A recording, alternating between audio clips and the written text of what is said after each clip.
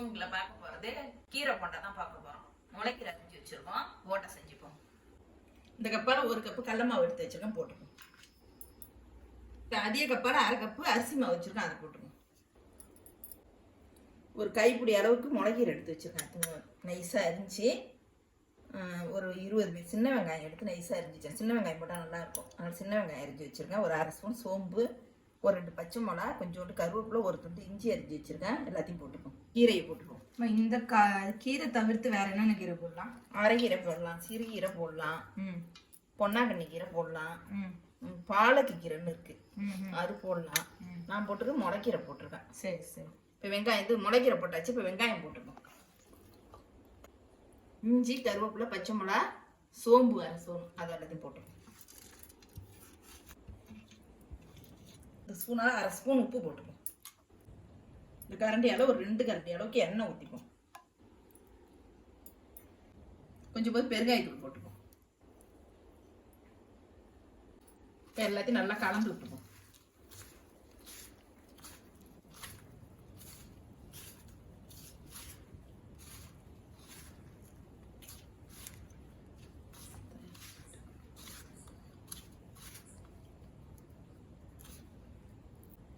எல்லாத்தையும் கலந்து விட்டாச்சு.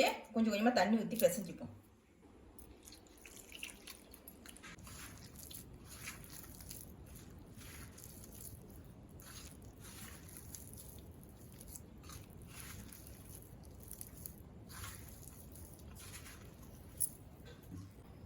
இன்னும் கொஞ்சம் தண்ணி ஊற்றிப்போம். மல்லிக்கீரை இருந்தால் மல்லிக்கீரையும் போடலாம். மல்லிக்கீரை இல்லை.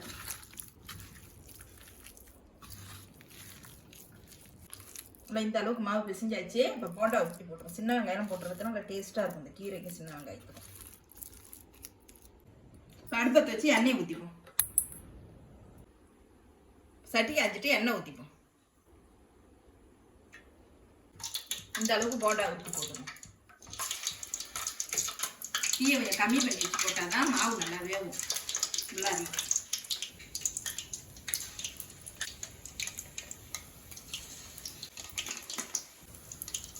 அப்படியே வேகட்டும். வெந்தோடனே பரட்டி விட்டுப்போம்.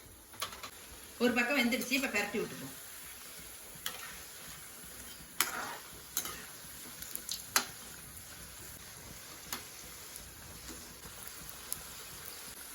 ரெண்டு பக்கம் நல்லா வெந்துடுச்சு, இப்போ எடுத்துப்போம்.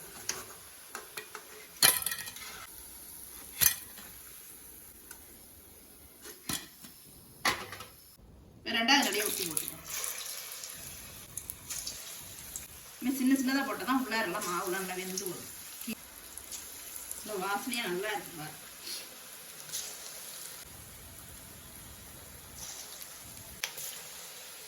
அப்படியே வேகட்டும். ரெண்டாவது நிலையை நல்லா வெந்துடுச்சு, இப்போ எடுத்துப்போம்.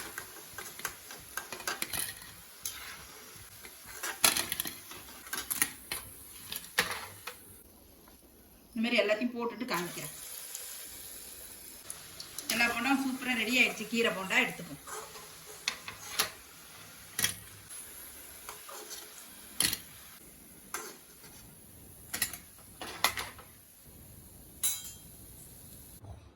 சூப்பரான கீரை போண்டா ரெடி ஆயிடுச்சு. இந்த வீடியோ பிடிச்சிருந்தா லைக் பண்ணுங்க, ஷேர் பண்ணுங்க, சப்ஸ்கிரைப் பண்ணுங்க, கமெண்ட் பண்ணுங்க. நன்றி, வணக்கம். நீங்களே செஞ்சு பாருங்க.